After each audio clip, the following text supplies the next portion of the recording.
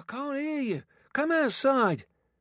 Raph reluctantly follows Isaac out into the little paved yard behind the launderette, where a few people are chatting and smoking. Upside down in the corner is one of those white polypropylene slatted back chairs that colonize faster than rats, lying there in the incredulous posture of an object that is almost impossible to knock over, but has nonetheless found itself knocked over. "What's social anxiety disorder?" Raph says again. From here he can't see the girl. "Shyness, basically." In recent years, Isaac explains, a lot of American vets have started to diagnose the condition in pet dogs, and as a result a range of competing psychiatric prescriptions have now been brought to market. As for the rest of the mixture, he has no explanation for the monosodium glutamate, unless that's just to bulk it out, although in that case it's difficult to say why, out of all the available inert white powders, the manufacturers have chosen to use monosodium glutamate in particular. Raph almost wonders if it could be a joke about the wontons.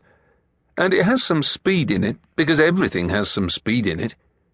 "What's it going to do?" Raph says. "It's like really bad ecstasy." For a long time, Raph had thought of ecstasy as a substance so synthetic it was almost a pure abstraction, so it surprised him to learn from Isaac last month that the reason there's no good ecstasy in London at the moment is that 250 drums of sassafras oil, which in the old days was thought to cure syphilis, were confiscated at a port in Thailand. To find out that ecstasy, like cocaine, like opium, like marijuana, comes from a plant that grew in the ground, is to find out that angels have belly buttons.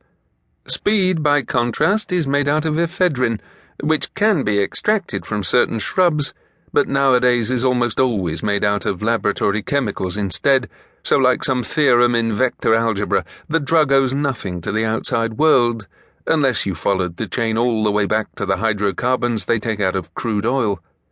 Strange, too, to think of the million flirtations that won't be consummated, the million dawns that won't be watched, the million come-downs that won't be endured, just because a guy in Lem Chabang neglected to pay a bribe, or another guy refused to take one.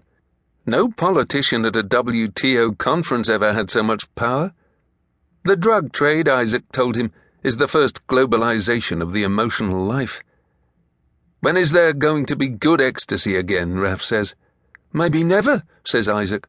"We need to get hold of some glow." "What's that?"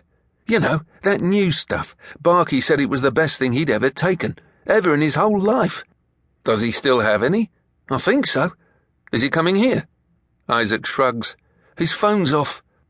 The reason the owners of this launderette are allowing a small rave to take place here tonight is so they can sell drugs to the crowd, but all they have is cocaine, ketamine, and a new ecstasy understudy called ethylbufadrone that you can buy legally over the internet from laboratories in China, none of which are of any interest to Raph.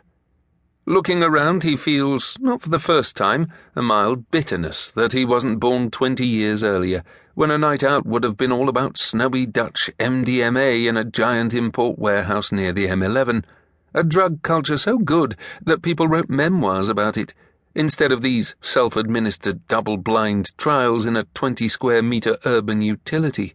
How was London reduced to this?